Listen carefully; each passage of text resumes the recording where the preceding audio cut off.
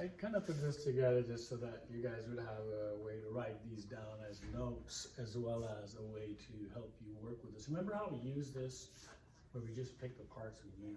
Well, we do the same thing with the power equation right here, and we can do the same thing with work. So just gonna go over this again. Power is the rate in which energy moves, which is energy, change in energy is also equal to work. So there's also the work done over time. Work is force times distance. It's also force times distance over time, but since distance over time is the same as velocity, it could also be force times velocity. And then work itself, we know is force times distance, and the work energy theorem tells us that the work done is equal to the change in energy. And the change in energy could be a change in potential energy, kinetic energy, or elastic potential energy, GPE, KE, or EPE. If it's changing PE, then it's just final momentum, potential energy minus initial. Same thing written down here with the m's factored out, written this way. Just as a way for you to use delta KE, changing kinetic energy is 1/2 mvf minus vi squared. Please make sure you don't subtract these two before you square them. You gotta square them individually. As you know that a squared minus b squared is not the same as a minus b, the whole thing squared, is it?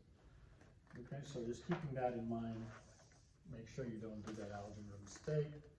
And so again, you could use any of this part. You could say, hey, well, that means that I could write work is equal to mg delta h. I'll just pick that and that together. Or I could say work is equal to 1/2 mvf squared minus vi squared.